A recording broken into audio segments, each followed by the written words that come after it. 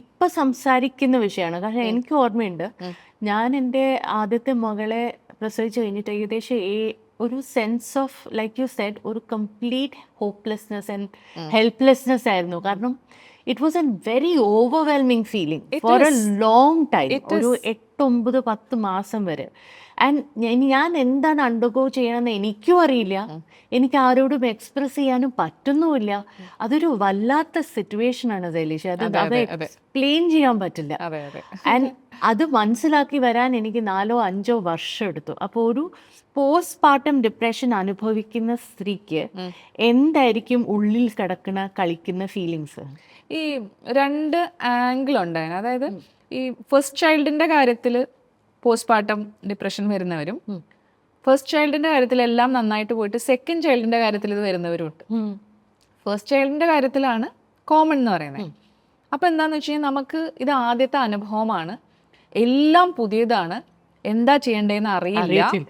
നമ്മൾ ഈ ഗർഭകാലത്തുള്ള എല്ലാവരുടെയും എക്സൈറ്റ്മെൻറ്റും കാര്യങ്ങളും ഒക്കെ ഈ കുട്ടി പുറത്ത് വന്നു കഴിഞ്ഞിട്ട് 2 ദിവസം കുട്ടി ഉറങ്ങാണ്ടായി കഴിയുമ്പം എല്ലാവരുടെയും ക്ഷമ നശിക്കുന്ന ഒരു അവസ്ഥയുണ്ട്. അപ്പോൾ അൾട്ടിമേറ്റ്ലി ഓൾ ദ തിങ്, എല്ലാ റെസ്പോൺസിബിലിറ്റിയും നാച്ചുറലി സ്ത്രീകളിലേക്ക് വരുന്നു.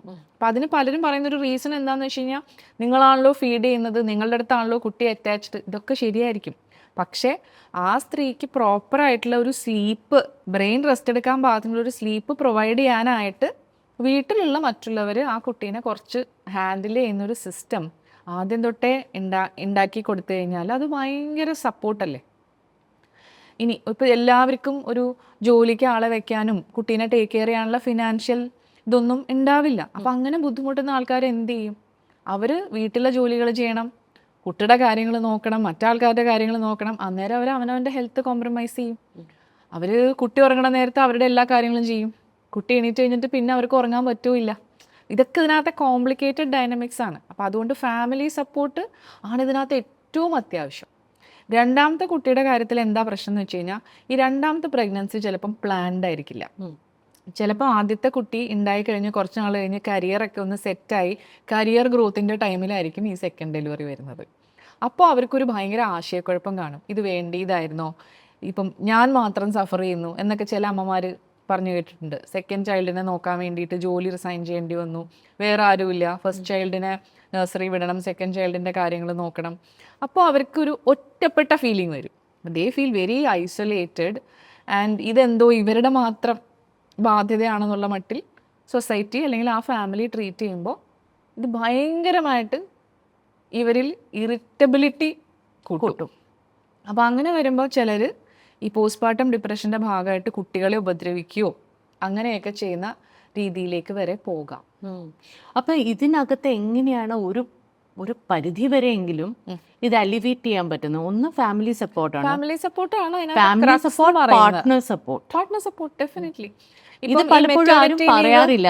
മെറ്റേണിറ്റി ലീവ് ഇപ്പം മെന്നിനും പ്രൊവൈഡ് ചെയ്യാൻ തുടങ്ങിയിട്ടുണ്ടല്ലോ പല കമ്പനീസും, കുട്ടീനെ നോക്കാൻ വേണ്ടിയിട്ടുള്ളത്. അതൊക്കെ ഭയങ്കര സ്വാഗതാർഹമായിട്ടുള്ള കാര്യങ്ങളാണ്. So that they can get involved. ഇതിൽ മെഡിക്കേഷൻസ് അല്ലെങ്കിൽ തെറപ്പി എത്രത്തോളം? രണ്ടും ഹെൽപ്ഫുൾ ആണ്. ഒന്നാമത് സമയമില്ലാത്ത ഒരു ഫേസ് ആണ്. രണ്ടും ഹെൽപ്ഫുൾ ആണ്. ഇപ്പം പ്രഗ്നൻസിയിൽ അല്ലെങ്കിൽ ബ്രസ്റ്റ് ഫീഡിങ്ങിൽ സേഫ് ആയിട്ടുള്ള, ലാക്ടേഷനിൽ സേഫ് ആയിട്ടുള്ള മരുന്നുകളൊക്കെ ഉണ്ട്. അപ്പോൾ ഇപ്പോൾ സൈക്കോട്ടിക് എലമെന്റ്സ് ഒക്കെ ഉണ്ടെങ്കിലായിരിക്കും ഒരുപക്ഷെ മരുന്നൊക്കെ വേണ്ടി വരിക. അല്ലാതെയുള്ള കാര്യങ്ങളിൽ ചിലപ്പം സൈക്കോതെറപ്പി മാത്രം മതിയാവും. ഫാമിലി സപ്പോർട്ട് പ്രോപ്പറായിട്ട് നമ്മൾ മൊബിലൈസ് ചെയ്ത് കൊടുത്ത് ഫാമിലി മെമ്പേഴ്സിനെ നമ്മൾ നന്നായിട്ട് സൈക്കോ എഡ്യൂക്കേറ്റ് ചെയ്യണം. നിങ്ങൾ എന്ത് ചെയ്യണം, എന്ത് ചെയ്യരുത്. ചിലരെ ഇതിനെ അങ്ങ് നിസ്സാരവൽക്കരിച്ച് സംസാരിക്കും. ഓ, ഞങ്ങൾ ഇതൊക്കെ കുറെ കണ്ടതാ, ഇതൊന്നും ഒന്നുമല്ല. C, your pain is different from my pain. And ആ ഒരു സമയം ഇപ്പം ഇത് മദേഴ്സ് ആണെങ്കിലും മദർ ഇൻ ലോസ് ആണെങ്കിലും അവര് ആ ഒരു സമയമല്ല ഇപ്പോൾ. കാരണം ആ സമയത്ത് കൂട്ടുകുടുംബങ്ങൾ ഉണ്ടായിരുന്നു, വീട്ടിൽ ആരെങ്കിലും ഒക്കെ ഉണ്ടായിരുന്നു, അല്ലെങ്കിൽ സപ്പോർട്ട് സ്ട്രക്ചേഴ്സ് ഉണ്ടായിരുന്നു. ഇപ്പോൾ കംപ്ലീറ്റ്ലി ഒരു ന്യൂക്ലിയർ മോഡലിലേക്ക് വന്നിരിക്കുകയാണ്.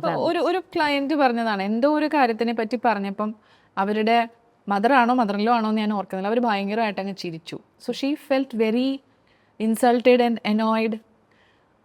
അതോടുകൂടി അവർ തമ്മിലുള്ള ഇന്റർപേഴ്സണൽ റിലേഷൻഷിപ്പ് അങ്ങ് ഡാമേജ്ഡ് ആയി. കാര്യം ഇത്രയും ഇമ്പോർട്ടൻ്റ് ആയിട്ടുള്ള ഒരു കാര്യം പറഞ്ഞപ്പോൾ അതിനെ നിസ്സാരവൽക്കരിച്ച് സംസാരിച്ചു എന്നുള്ളത്, അതിനെ മനസ്സിലാക്കിയില്ല എന്നുള്ളതും അവരുടെ മനസ്സിൽ പിന്നെ അവർക്ക് ഡിപ്രസീവ് എപ്പിസോഡായിട്ട് വരുന്നത് അതും കഴിഞ്ഞ് 6 വർഷത്തിന് ശേഷമാണ്. അപ്പം നമ്മളത് ബാക്കിലേക്ക് ചോദിച്ചു വരുമ്പോഴാണ് ദിസ് ഇസ് ദ ട്രിഗർ എന്ന് മനസ്സിലാവുന്നത്. അപ്പോൾ അതുകൊണ്ട് ഡിപ്രഷൻ എന്ന് പറയുന്നത് സൈക്യാട്രിയിലെ കോമൺ കോൾഡാണ്. കോൾഡ് നമുക്ക് വരുന്നത് നമുക്ക് മറ്റ് അണ്ടർലൈങ് ഇഷ്യൂസ് ഉള്ളതുകൊണ്ടാണ്. അപ്പോൾ ഡിപ്രഷനെ നമുക്ക് വേണമെങ്കിൽ അങ്ങനെ കാണാം. പുറത്തേക്ക് ഡിപ്രഷനായിട്ട് വരുന്ന കാര്യങ്ങൾക്ക് അണ്ടർലൈങ് ആയിട്ടുള്ള പല ഡൈനാമിക്സും സൈക്കോപത്തോളജിയും ഇൻട്രാക്ഷൻസും ഉണ്ടായിരിക്കും.